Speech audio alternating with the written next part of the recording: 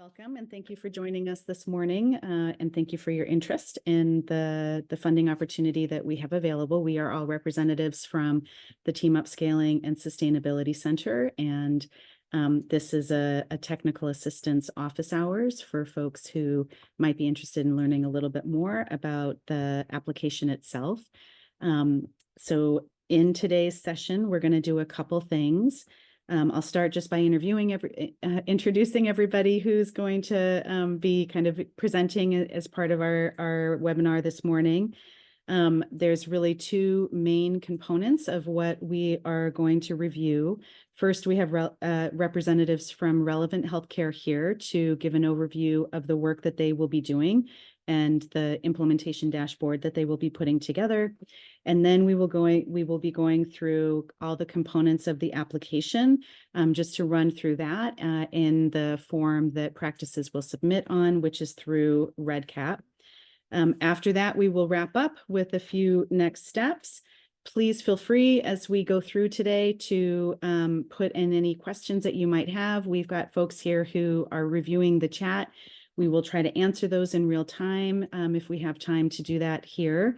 But either way, we will be sure to answer all questions and post those questions in the FAQ on our website. And then at the end, we'll just review next steps and key dates as practices are thinking about putting together their application. So first, just some quick introductions. I'm Anita Morris. I'm the Executive Director of the Team Up Center. We also have two other folks joining us today who will be doing part of our presentation. Charlotte Vieira is the Deputy Director for Model Implementation. She oversees and leads implementation support across Team Up practices and will be guiding practices through the practice transformation efforts in this initiative. And then we also are very happy to have Allison Keene with us today. Allison is the Chief Operating Officer at Relevant. And one of her favorite parts of her work is the fact that she gets to work with folks all the way across the states from California to Puerto Rico, which makes me a little bit jealous. All right, so those are the folks that we have with us today. Allison is going to kick us off with an overview and presentation on the work that Relevant Healthcare does. Wonderful. Good morning, everyone. Can you hear me okay? Looks like yes. Okay, great. I'm going to go ahead and share my slides. Just got a few quick slides for y'all this morning, and then we'll show you a little bit of what Relevant looks like. So I wanted to just give you first a quick introduction to what we do at Relevant and more generally, if you're not familiar with us as an organization. So we are about a 9-year-old company launched in 2015 by a group of folks who had worked in and for health centers, mostly in New York City. We wanted to take what we'd learned about how to use data effectively at health centers and build a product and a company that would reflect that. So today, that's what we do. We help health centers use data to improve patient care and clinic operations.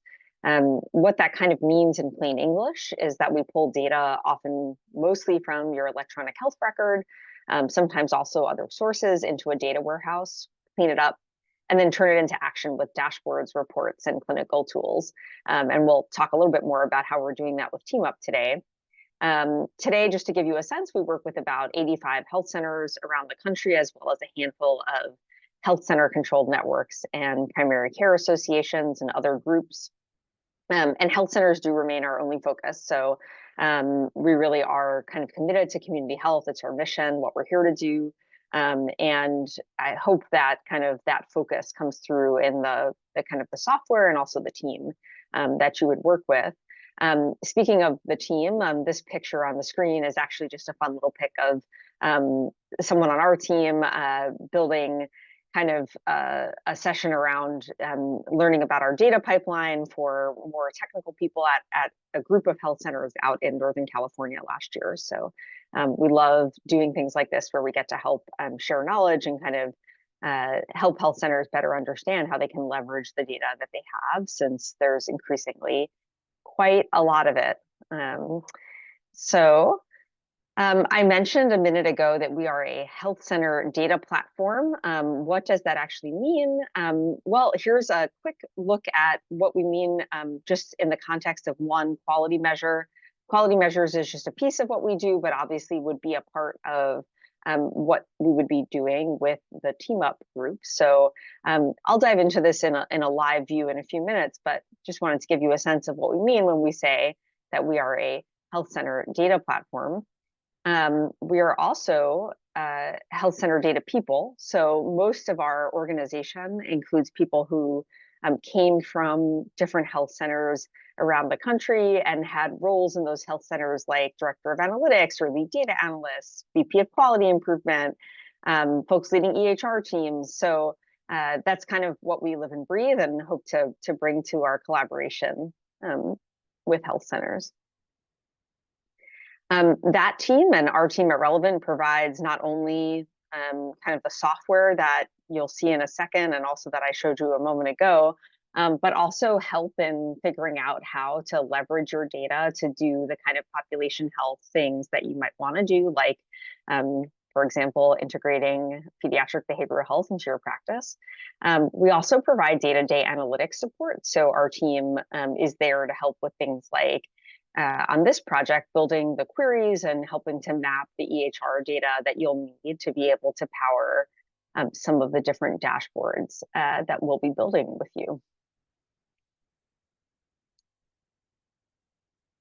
So I wanted to just take a minute to give you all a quick sense. I know there might be some slightly more technical folks on the call, but even if you're not, hopefully this will land for you, just to understand how the Relevant team up collaboration works. So essentially, you'll see here on the left that each health center that we work with will get their own Relevant installation. And what we'll do from there is essentially take the data out of your EHR and bring it into a Relevant instance. So, for example, if you were, I don't know, South Boston.relevant.healthcare, and we would normalize that data, work with you to clean it up, map it to the correct places in our tools, and then that data would in turn flow in a de-identified form into a centralized data warehouse that would be used for aggregation and benchmarking on the team up side.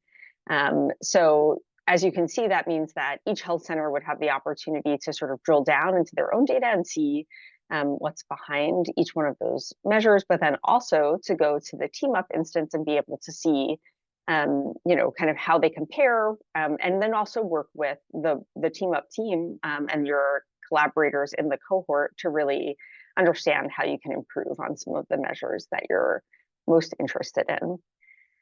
So that's kind of what the overall picture looks like. Hopefully that's not too confusing, but we'll take questions as we go along.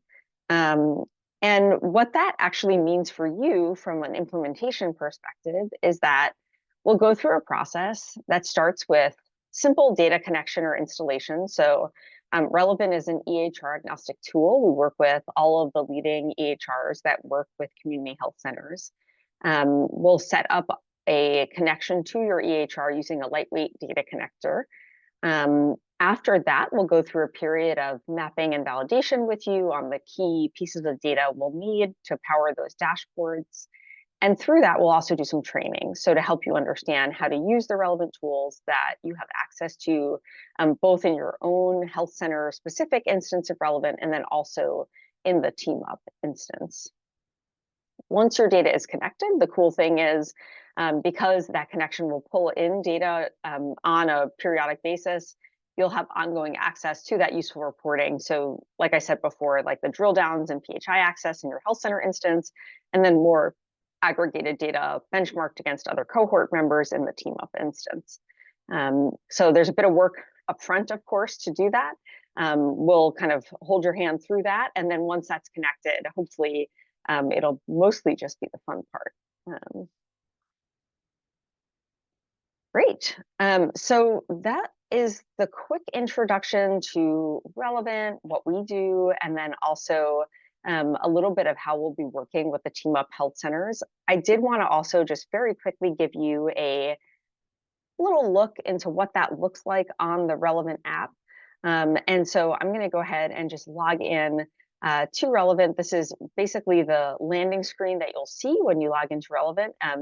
It is in this version showing all of the different Relevant modules that are available to a full health center user, but This project is really going to focus more on a couple of different dashboards and quality measures. So I'm going to sort of dive in there.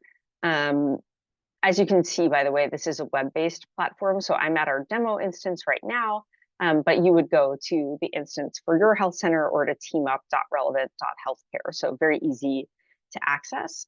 I'm just going to dive into this quality measure screen and pull back the date here. We are looking at de-identified data from a fairly large health center, about 60,000 patients, just to give you a sense of sort of how quickly things are moving here. And this is kind of a screen that shows all of the different quality measures that are available to this health center. As you can see, they've set targets for some of them and can understand how far away they are from reaching a particular target. And then we'll also drill down into one of these. I wanted to highlight something kind of neat is for those of you who will be working with Relevant with TeamUp, we can have measure sets. So there's a sort of a TeamUp for Children measure set. This is just a fake version at the moment, but just to give you a sense that that's something that our health centers do. These are all examples of different types of measure sets that are commonly used in health centers that we work with. So just I've opened up another window here that shows you just how you can aggregate some of those measure sets, and just threw a few of these in here.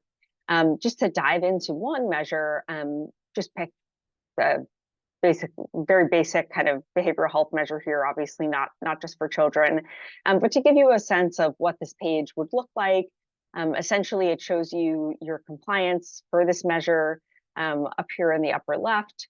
Every time you see one of these big numbers here, that means you can drill down into the patients behind this measure, and I'll do that in just a second. But just to stay here for a moment, you can see that there are lots of different ways that you can slice and dice this data.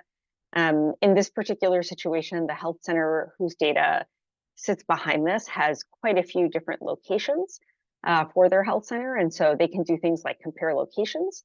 So you can pick 2 locations here and then sort of see them on this trend chart if you wanted to.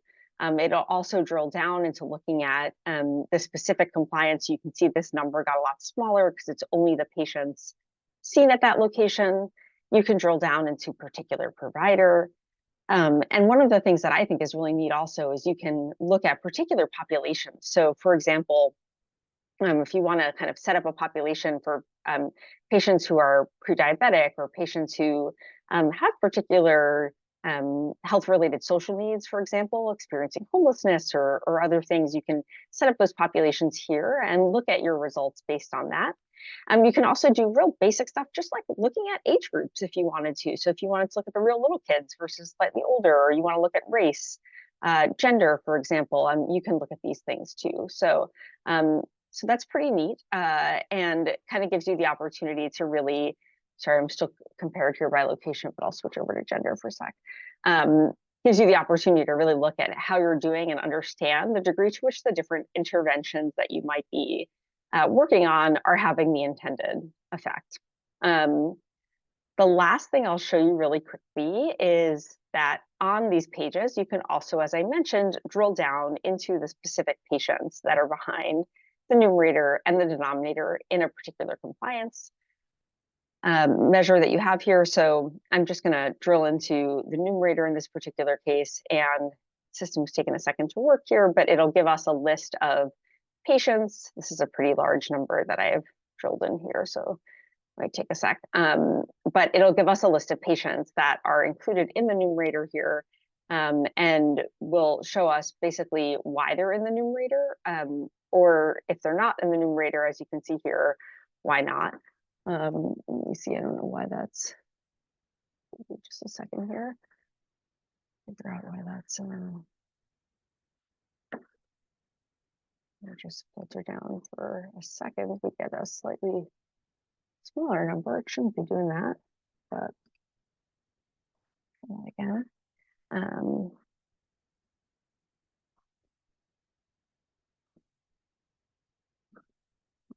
seems to still be working. But it should give you a sense, let's see, of what we mean. So basically you could dive into a particular patient screen here and see. I don't know why that's running into, of course, a technical difficulty. Maybe it's tired. We are early in the morning. Try a different um, one here, which is a smaller denominator.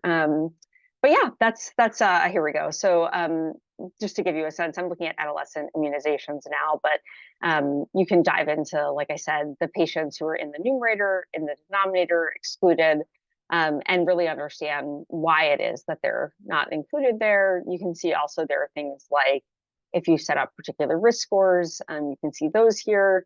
And then you can actually drill down into the particular patient as well. So there is a screen where you're able to kind of see the details behind a given patient and understand um, really their history around some of the different care gaps that might have been open, as well as like what their care history has been at your health center or wherever else that we have that data from. Um, so yeah, I think I will probably stop now because I don't want to go on forever, although I definitely could. Um, and turn it back over to the Team Up team. Thank you, Allison. I think we do have just a couple minutes, so maybe we'll pause for a second and see if anybody has questions that they'd like to kind of pose right now. If not, then we will still have time at the end too, but I'll just give a minute in case there's any questions now. And while we're giving folks that minute, I also will just make note of kind of one clarification around what Allison just presented there. On behalf of the Team Up Center, we really did want to find a partner to help us with our data management and with this implementation dashboard that really understood community health centers in particular because of the kind of different reporting requirements that community health centers have.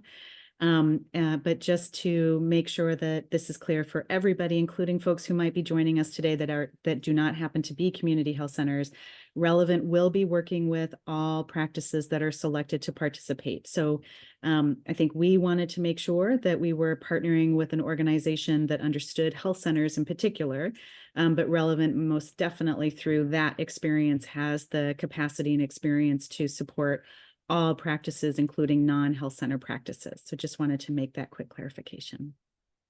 Thanks, Anita. And I should have noted that as well. And we do work with, we sort of use the term community health centers as a little bit of a broader bucket and to include federally qualified health centers. We also work with lookalikes, which are often, kind of more private primary care sites that are on the way to becoming FQHCs, which is many years long process, as many of you probably know. And then we also work with Indian Health Service affiliated sites as well that may not be FQHCs. So we do have experience across those and are very happy to support people who are serving underserved populations, no matter where they may be. Thanks, Allison. So I don't see any questions in the Q&A at this moment. So again, we will continue to go on, but we'll probably have time at the end. If there's any additional questions, we can loop back around to anything, any questions that might come up for Allison at that point as well. So the next thing that we're going to do is transition over to Charlotte, who is going to provide an overview of the application itself, both kind of the different components of the application, as well as what that looks like in kind of in the online portal system, which is REDCap. Thanks, Anita. I'm going to go ahead and share my screen. I'm actually going to navigate right to the REDCap site. So for folks that have gone on the website already and looked over the RFA materials, there are links that will take you directly into this application. You're able to come in here and look at the different sections and fields and kind of get some information about what we're asking for.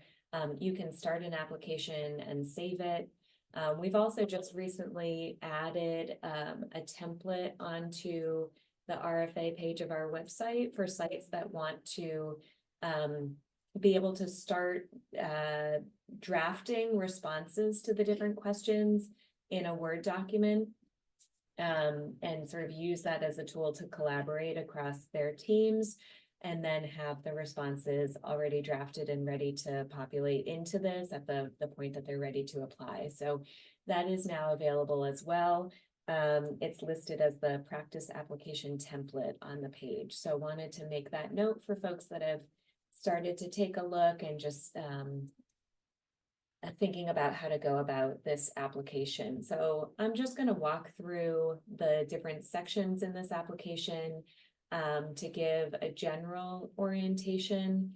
But as Anita said, we do have plenty of time for questions. So if there are particular sections or questions that people would like clarification on, we can certainly drill into those.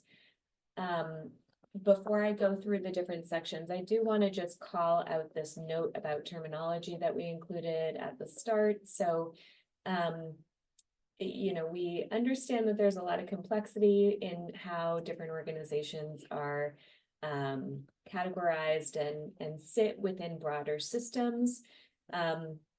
We are using the term practice broadly, and that encompasses thinking about, as Anita and Allison we're speaking to, health centers, private practices, a range of practice types. So for the most part, that is the term that we kind of use as we're thinking about the different questions that we want individual sites to respond to.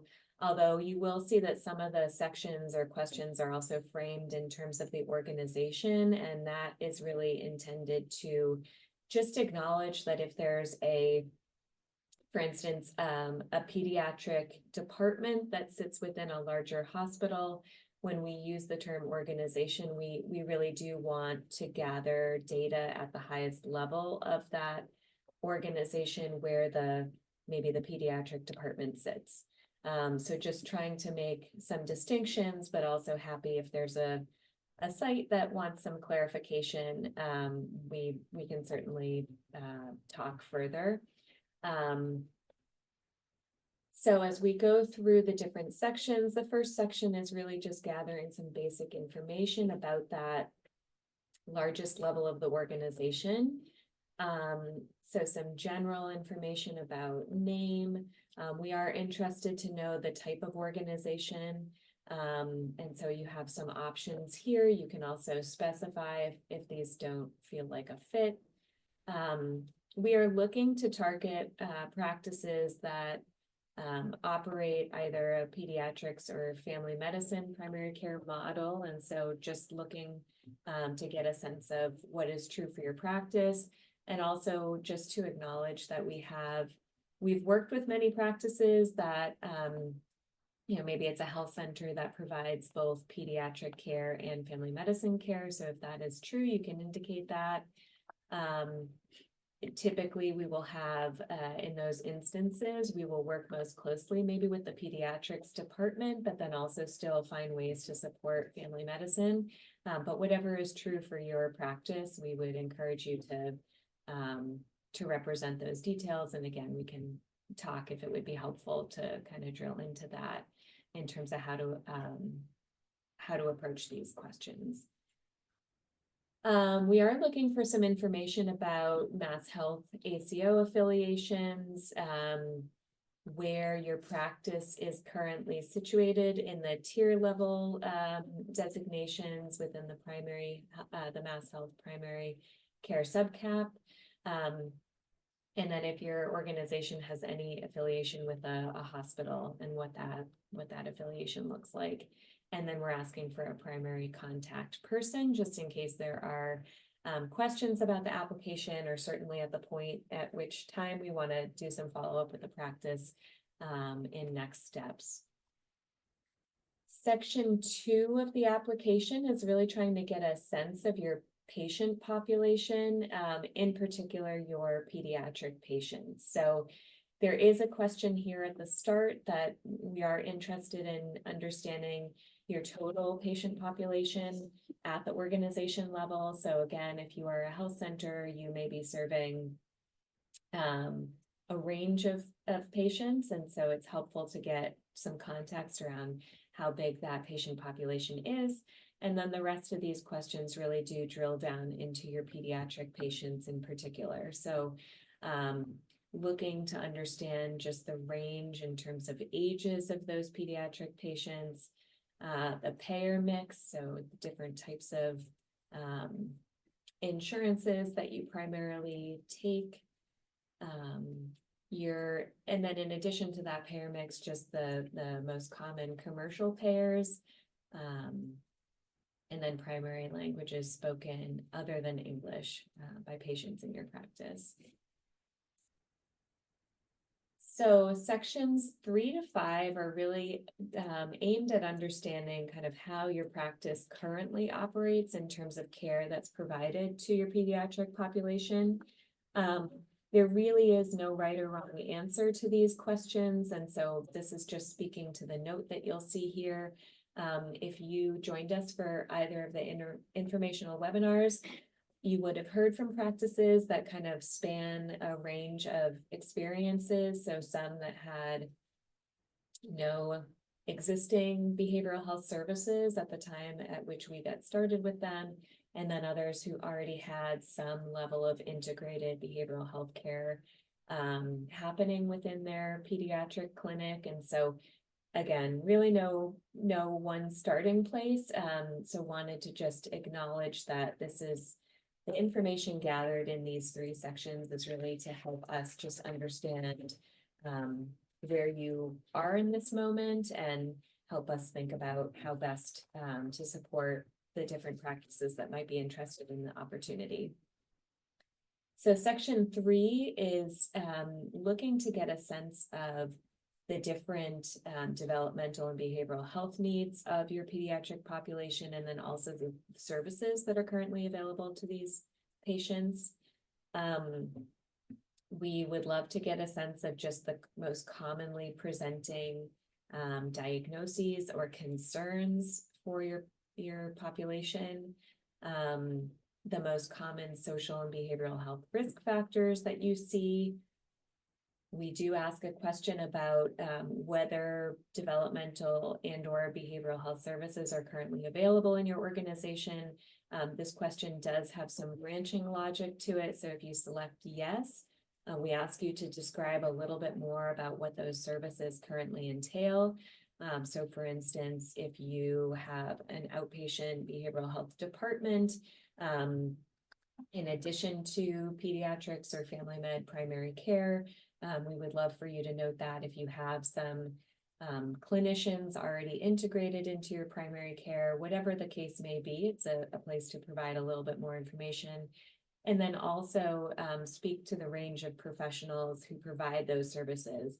And that we would love to know the range of professionals, regardless of if they are currently integrated or if they're operating in some other department or capacity within the broader organization. Then there is a question just to get a sense of how integrated the services are that exist. And so again, if you have multiple different types of services, we would ask you to just focus in on the highest level of integration that exists. There's a few options here: coordinated care, co-located, integrated, and just some different ways that we've defined those different options. The goal is really to pick what feels like the best choice for your practice. And again, no right or wrong, just a sense of kind of where you are currently in your journey towards integrated care. And then the last question in the section, just looking at common challenges or barriers that patients experience in trying to access services for their different developmental and behavioral health needs, based on what you see in your community and for your patient population. Section 4 is aimed at getting a little bit more information about your current primary care model and how pediatric patients receive care, primary care at your site. So the questions are really meant to get a sense of how often these different activities are happening or how often patients experience these different things.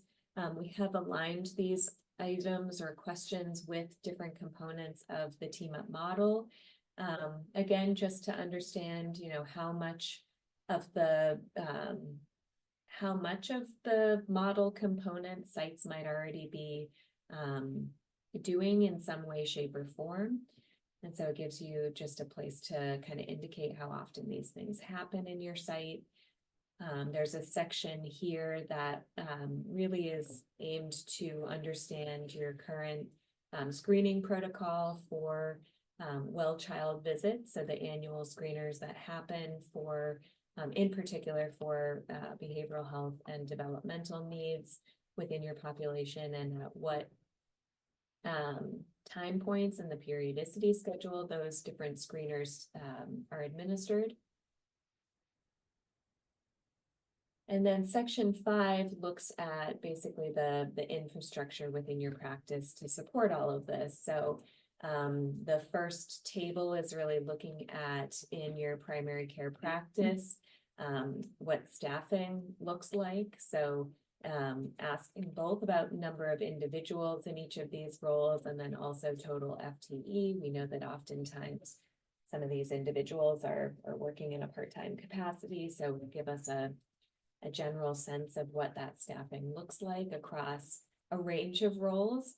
And of course, if there are roles that exist in your primary care practice that are not captured here, we would love for you to just count those up in this other section. We know that this is not an exhaustive list of roles that may exist, but again, just trying to get a sense of what that looks like for your site.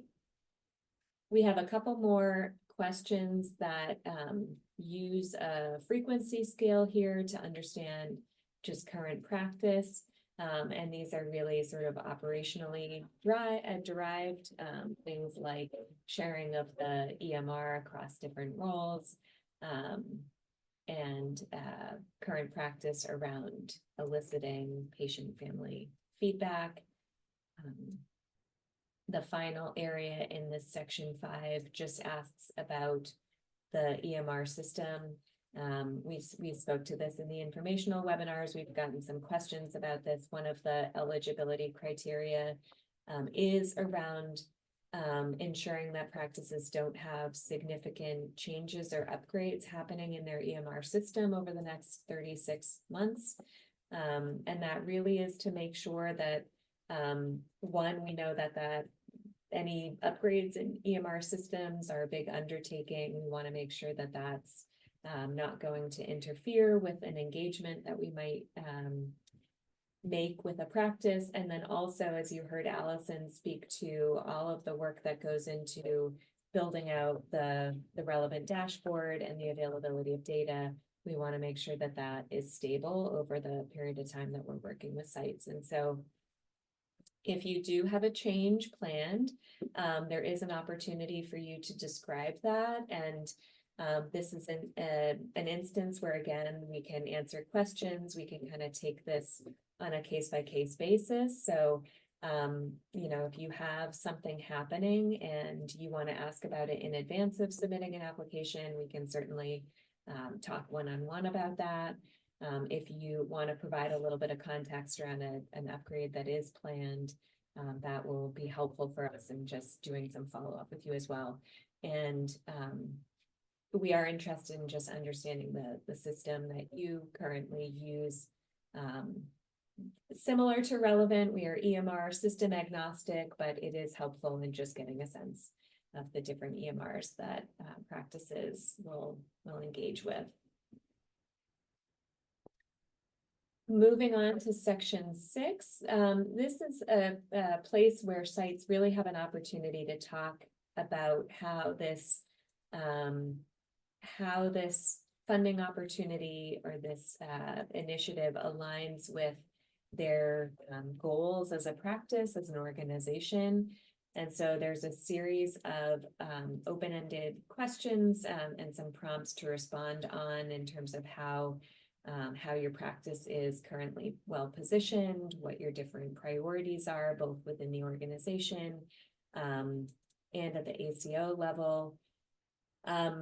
We want to obviously get some good information about you know, how this will support your practice and the different goals and priorities that you have, but we don't want to ask sites to be putting a lot of work writing long essays where the goal is to get succinct answers and really kind of keep it to just the basic information that you would like to convey, just to minimize sort of the burden around the completion of the application.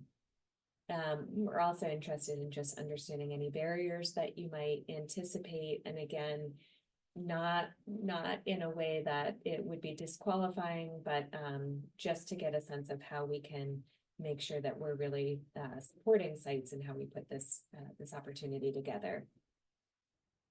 If there's anything else that you feel like would be helpful for us to know about your practice that we haven't asked about, Section 7 provides an opportunity just to include some additional information that we can take into consideration. Section 8 is aimed at understanding your intended leadership plan. So we know that, you know, any undertaking of this scale really does require strong leadership. And so it is our intention at this initial application just to get a sense of who your practice's leaders will be through this project. So we're asking for 4 roles to be identified at the application point. One would be a member of the organization's executive leadership who will participate and really champion the initiative at the practice level. We're looking for 2 clinical champions that sit in more of the direct care space. So one that is more focused in pediatric primary care, and one that is more focused in behavioral health care.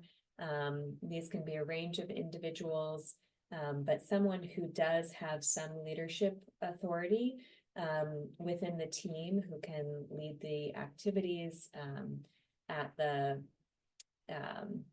level of service delivery and within the department. And then we do ask for a member of the IT team to be identified at the outset, again, because there is so much collaboration with Allison and the relevant team. We want to know that there's somebody that's been identified at the outset who can really partner with relevant to make sure that we have that ability to integrate with the dashboard and make sure all of that infrastructure is in place. If there's anyone else that you envision being a part of your leadership team, this is certainly not exhaustive. You can add in additional people, but those would be the main roles that we're looking to identify at this point in time. And then finally, Section 9, we're just asking at this point for a little bit more information about the executive sponsor and those clinical champions in the form of brief bios. So again, not exhaustive, but just a quick snippet of their bio and their experience. And you can upload that as a Word document or a PDF in this upload file button. Just to note, and also to, in case there's any confusion, so we have included this note here. Practices at the point after this application is submitted, we will be going through a process to review applications and then following up with sites that have applied. Every site that applies will get a follow-up from us.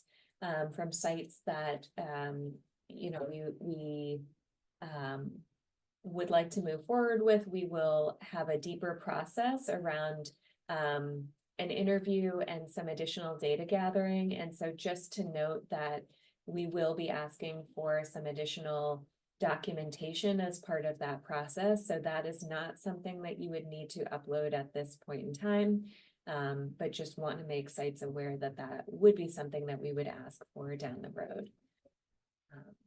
Once you've filled it out, you would submit, and then as we state at the top, the applications are due Friday, May 9th. We can talk a little bit about sort of the timeline, but we would be envisioning getting back to practices with a final determination by mid-July at the latest. And so that is just an overview of what we're looking for in this application. I will pull this down. I think at this point, we would love to, if there are questions about any of that, or any part of this, whether it's the application itself, the opportunity, questions for Allison on relevant, I think can spend some time just addressing those in our final moments here.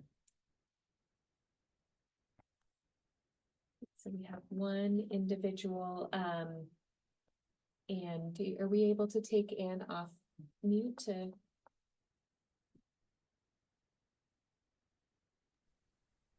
Hi, thank you so much for this. So I'm with Harbor Health Services, and we have one pediatric team, which is further ahead on the road to integrated care. And we have 4 or 5 practices that are primary care that also have children, not as many. And so when I look at the application, and of course we want to apply for the whole organization, but I don't know how to reflect that in some of those questions. So for example, full-time equivalents. Do you want to, there are a lot, but most of them don't see children. So how do you want me to parse that on the application? Sure, I'll go ahead and I'll try to give an answer, Anne, and Charlotte will chime in if there's anything that I miss. Yeah, I think we tried very hard to figure out a way to organize things so that it was possible for practices to kind of, understand, approach the application from the perspective of who you thought would be really like participating in this project.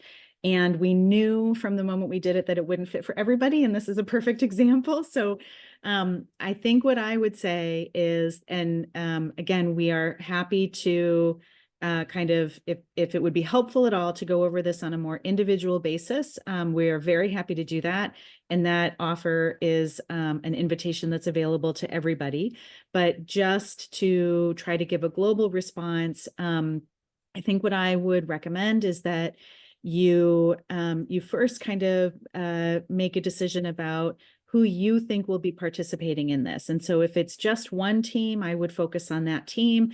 But if it really is that you want the whole practice to do this, including some providers who may see a smaller portion of children within their practice, I think what I would suggest is that you just try to fill out that table thinking about the FTEs that are really dedicated to serving children in your practice. So you're right. It would confuse us if you told us, for example, that across the whole practice, you saw, I'm making up these numbers, 3,000 children, and then you presented, 15 FTE of medical provider caring for those 3,000 children. So I think the overall guidance we would give is to number one, think about who you think really will be, if it is only one practice engaging in this, then we would ask you to focus on that. If it is all of the, all across the whole organization, all of the individuals who are serving children, I would look at that as your frame for responding to those questions, and then just make your best kind of determinations or kind of just a approximation or an estimate of what portion of those FTEs are focused on serving your children. Does that sound reasonable? Any concerns about that approach? That's very helpful. I know that our family docs or I suspect that they're going to want to be a part of it, but some of them only have like 10 children on their panel, but they love, having those 10 children on their panel, but it's a much smaller group than our pediatrics practice.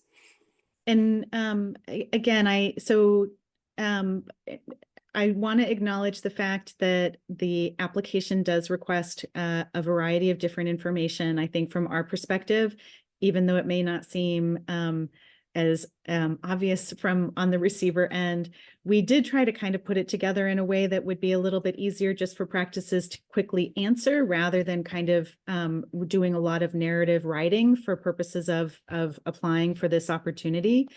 Intentionally, step 2 is that outreach and opportunity to talk directly to all practices that apply.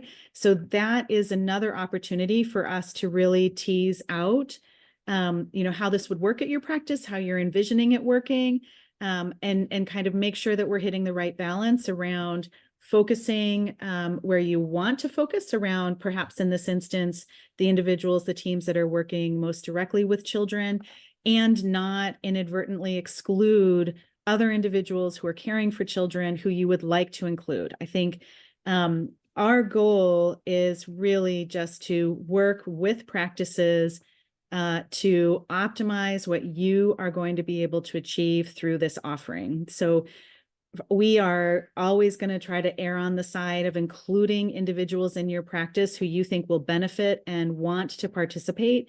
And so our goal is not to kind of create such a restrictive box that some folks are organized out and some folks are organized in. Rather, our overall goal is to understand your practice, understand what you're hoping, what you think this is going to look like in your practice and what you're hoping to achieve, so that the support that the Team Up Center provides aligns with exactly how you're envisioning it having most effect in your environment. That's great. Thank you. Sure. I might also just add to, like, we do have practices that maybe are similar to what you're describing that have participated with us in the past. And so in those instances, you know, they did apply from the perspective of the pediatrics practice, and then really integrated any family med providers into different training opportunities, thinking about the workflows, all of that. So I think just maybe as an example to say that we've seen maybe similar setups, and as Anita is saying, want to be very inclusive in how we just offer the supports. Perfect. Thank you. Sure thing. Are there other questions that folks would like to raise now? Okay. So we will just go to our kind of final steps, which is a review of our key dates. But again, I'll just reiterate the fact that we encourage practices to reach out if you have questions.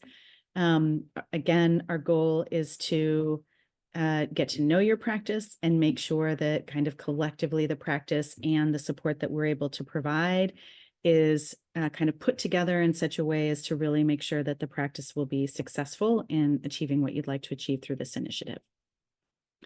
So Heather is going to bring up slides again that just outline our key dates.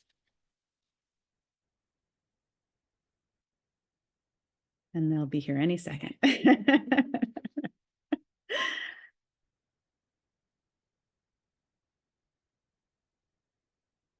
Thank you. All right, so this is the first of our technical assistance office hours. There'll be another one next Wednesday from 12:30 to 1:30, just to make sure that we're capturing folks who are for whom it's easier to sync up in the middle of the day than first thing in the morning. So there will be that opportunity as well. As Charlotte had said, the application deadline is Friday, May 9th at 5 p.m. Our plan is to review applications, do those follow-ups with all practices, with the intent of making selection notifications by July. Mid-July is our goal. For practices who are selected, the subsequent step will be just to get through the contracting. That essentially is just contracting with Boston Medical Center around the scope of work that you'll be undertaking and the milestones by which you will receive funding from the Team Up Center. And then in addition to that, contracting with Relevant in order to be able to do that setup that Allison went over at the beginning. I just will also repeat, we've made reference of this in previous webinars as well, but the Team Up Center is supporting Relevant to provide that dashboard to practices. So the funding for Relevant comes from the center with the goal of the practice receiving that dashboard in order to support your work. And then, so we'll spend kind of the summer months getting through all of the contracting, and our plan is to launch our next cohort starting in September. Just going to look over my notes and make sure I went through everything. I think I did. Anything, Charlotte, that I missed that you want to raise? Great. So I think we're all set. Thank you again for joining us this morning. We really appreciate it. This recording, as well as an updated FAQ, will be sent out after today. All the best. Thank you. Bye. Everyone.